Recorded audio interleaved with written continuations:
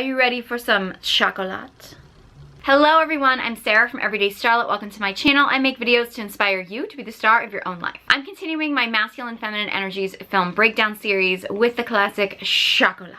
If you're not familiar with what I mean by masculine and feminine energies, I talk about this in most of my videos, but a brief summary. Masculine and feminine energies are energies that live within all of us. We all contain both energies. We all have a core energy. That's the energy we are most ourselves in. We can be in wounded or healed versions of either of these energies. And in order to have sexual polarity in a relationship, you need one partner to be the masculine energy and one partner to be the feminine energy. Because opposite energies attract sexually and same energies repel sexually. And each of these energies contains archetypes. And we actually have all of the archetypes within us, and we can tap into each one whenever we need to, but we tend to be a little bit more comfortable in certain archetypes above others. Before we get into today's film, YouTube has been kind of weird about whether or not I can use film clips in my videos. Sometimes it lets me, sometimes it blocks the whole video.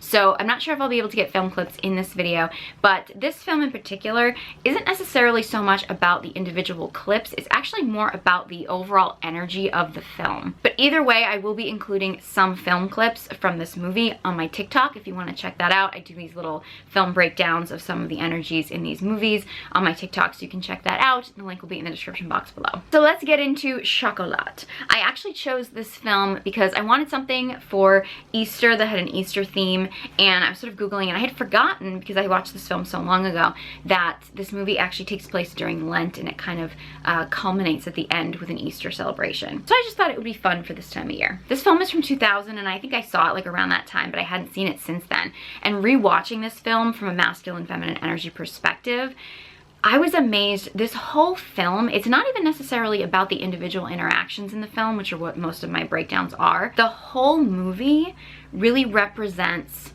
masculine and feminine energies in a dynamic, in a town, in a location, just in a whole ideology. It was just really fascinating to watch from that perspective. This film takes place in a small town in France that is very, very Catholic, very, very religious, and has very, very strict rules about how people interact with each other.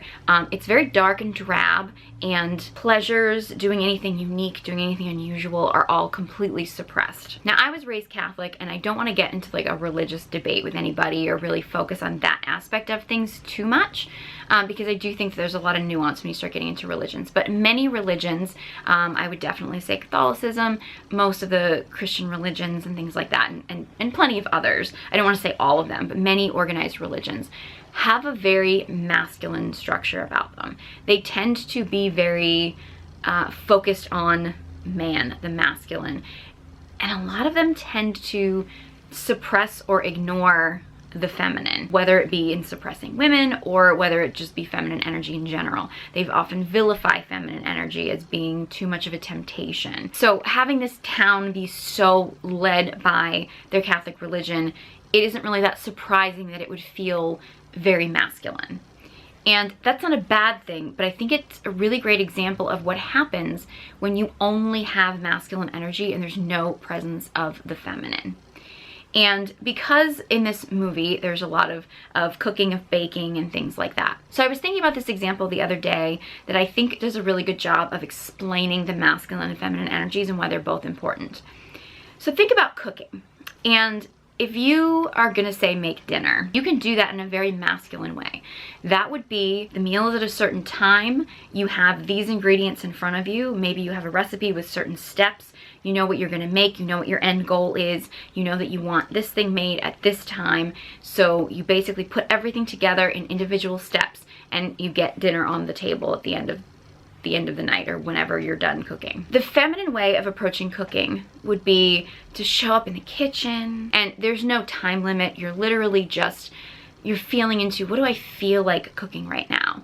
And you start grabbing ingredients and you're smelling them, maybe you're tasting them. You're mixing things together and you're going with your intuition and you're feeling out what thing feels like it should go next, and you're smelling the smells and you're taste testing things, and you're getting really creative and sensual, and oh, maybe I'll add a little bit of this and maybe I'll add a little bit of that, and you're making this creation. You probably are gonna get something that's gonna be really amazing. It's gonna be this really creative meal. Who knows when you'll get it, and who knows what you'll end up getting, right? That's why both the masculine and the feminine are so important, because the masculine provides the structure. It says, this is what we're gonna make and this is the time it needs to end. But at the end of the day, you're gonna get it done, but it's probably gonna be a little bland. Whereas the feminine is very chaotic. You just never know. It could go on forever. There could be no end. You may never sit down to eat, and who knows what you're gonna end up eating. It's just too chaotic without the masculine structure. But without the feminine, it's gonna lack a lot of flavor.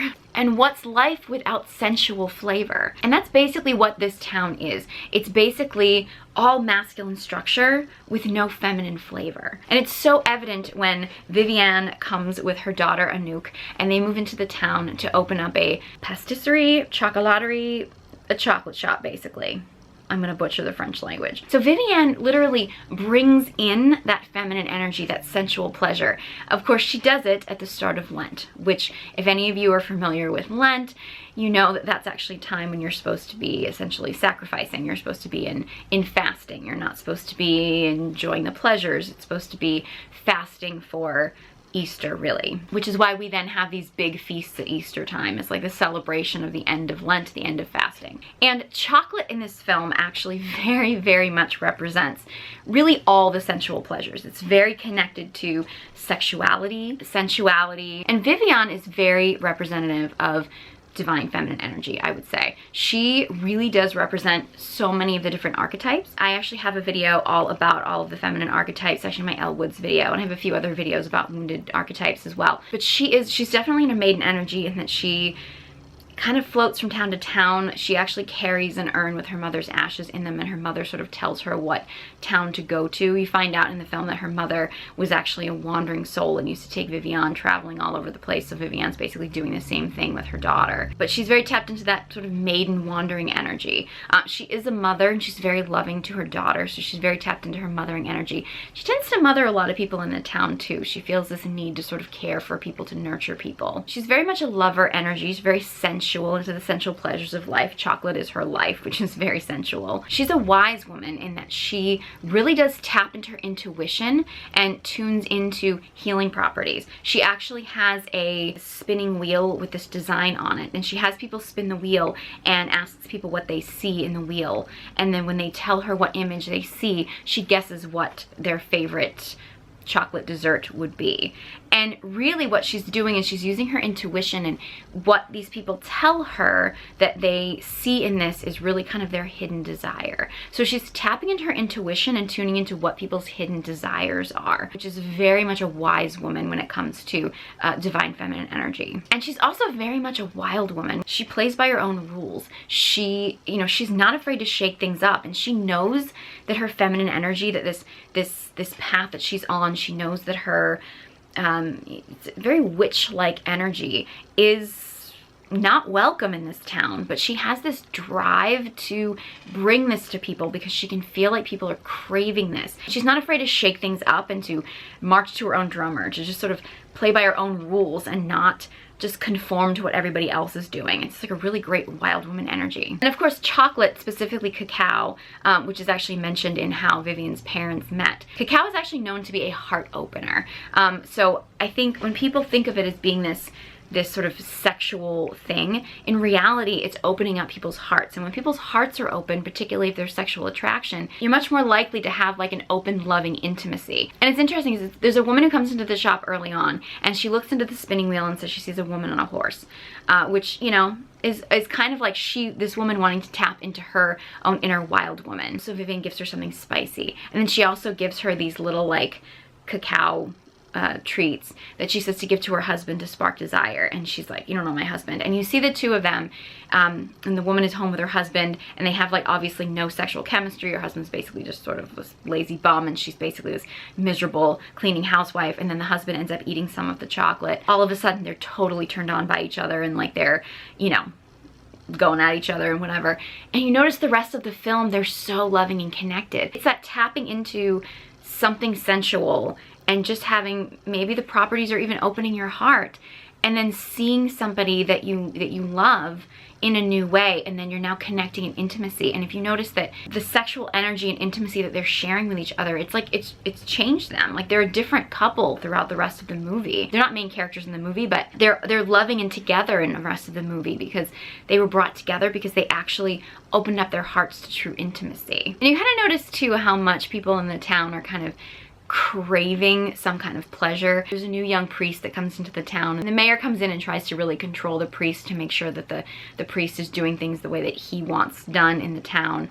And it's interesting how you find out that this new priest is like dancing to Elvis, and the mayor catches him, and it's like, ooh, we gotta shut that down, right? Because he can't be listening to music. Because even enjoying music and enjoying sensual pleasures of music are not accepted in this town. And the mayor of the town is actually probably one of the most strict masculine characters in the film. Like he takes self-discipline so seriously. He is just so strong in his masculine, and he has just rejected any feminine energy whatsoever. You also find out that his wife is supposedly on vacation, which meant that she was gone, really. I mean, she just kept extending her trip, and a lot of people kind of knew that it was just that she wasn't happy and she left him, but he wasn't admitting that, and he didn't want the embarrassment of thinking that his wife had left him. Very often what happens in situations where a masculine being has felt rejected by a feminine being, and this can often happen in childhood if it's sort of like a mother-son connection, like he feels let down by his mother's feminine energy or feminine energy within his past.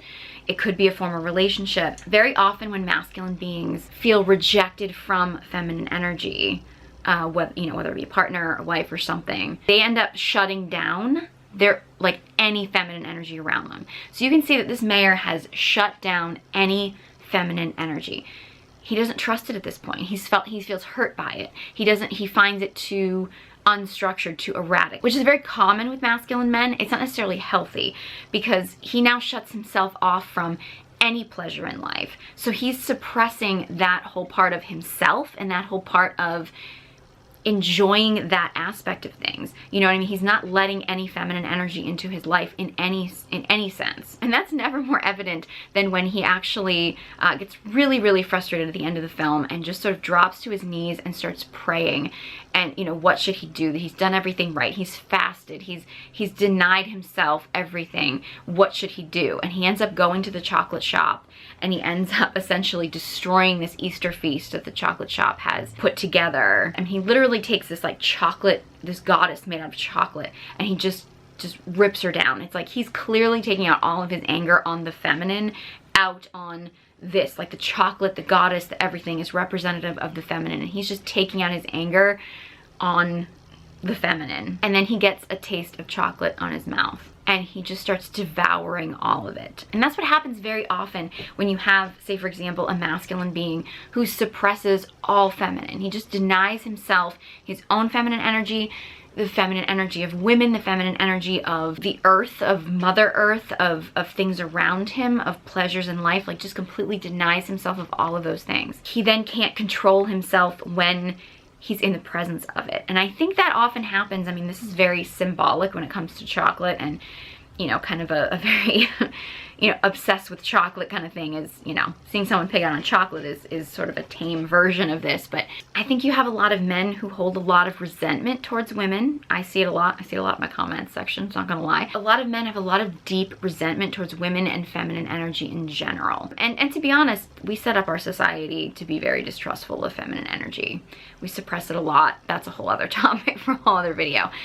But I think you see a lot of men who, they reject it so much, and then when they are exposed to it, they overindulge. Like, they don't know how to stop themselves, because whether it be in porn, which isn't necessarily a healthy version of feminine energy, but it's a sense of woman, it's a sense of pleasure, so they become addicted to it. They become addicted to video games for being that little hit of adrenaline, food often, and oftentimes men, because they've rejected that side of them, they end up shifting into, I would call that all wounded feminine energy, you know, where you're now shifting from the complete rejection of feminine energy to then shifting into that. Now they're gonna overindulge, and they turn into this sort of wounded feminine energy of basically self-destruction, really, or basically you're destroying yourself with the pleasures of life, which is really what addictions are and things like that. I've known a lot of men over the years that was their stories. They obviously had a lot of bitter and anger and hatred and mistrust of women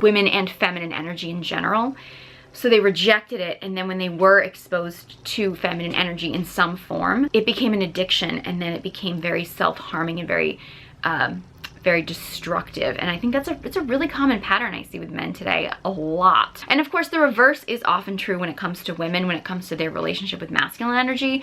It's just in this particular movie, the example is of men and their rejection and then obsession with the feminine energy. Like I said, there aren't that many individual interactions in this film that are necessarily examples of sexual polarity. It's really more the overall energy of the film. But I will add in that Johnny Depp's character, Rue, who's kind of this like traveling pirate, comes in and has an interaction with Vivian. They have some interesting chemistry. They're not a huge part of this film. It's really more about Vivian being the feminine energy coming into this town. Her interaction with Rue, it's interesting because Rue is very grounded. He's obviously not like a typical man's man. I mean, he's sort of a floating artist. He doesn't necessarily have roots. But in his conversations with Vivian, he is very grounded. It's interesting, Vivian hands him a piece of chocolate and says, "I know this is your favorite. I always know." And he eats it and he's like, "It's good. It's not my favorite though." And really what he's doing is he's demonstrating that he can enjoy feminine energy, but he's not obsessed with it. He doesn't have a need for it. You know, it's not like he just kept eating it and devouring it and then basically telling her how wonderful it was. He wasn't people pleasing her. He just enjoyed it, and that was that. And then as he's leaving the shop, he basically sees that her door is broken and basically offers to fix it. Very masculine energy. The masculine loves to see a problem and wants to fix it. Like, that's very masculine. So he's got that grounded, stable energy. Even though he's sort of this wild wanderer, Vivian's a wild wanderer too. So he's really that sort of divine masculine that steps in and is a really great match for her divine feminine. And then they have a really amazing scene actually when they're kind of floating on a boat, and he basically asks Vivian about, you know, how her daughter feels about her traveling from town to town all the time. And you can see she's closed-hearted. You can hear it in her voice, the tension of, oh, she loves it, she's great, she loves it, which is not true.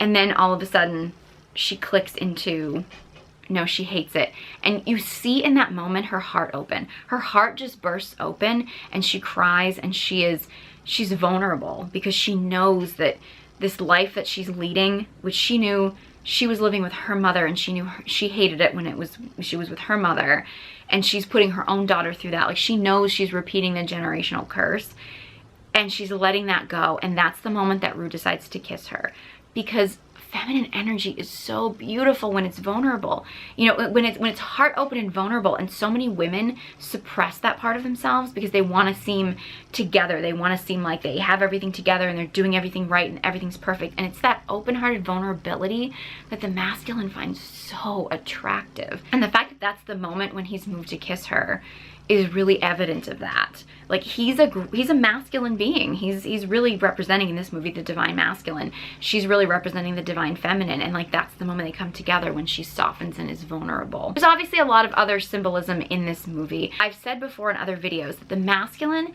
is very much like a tree.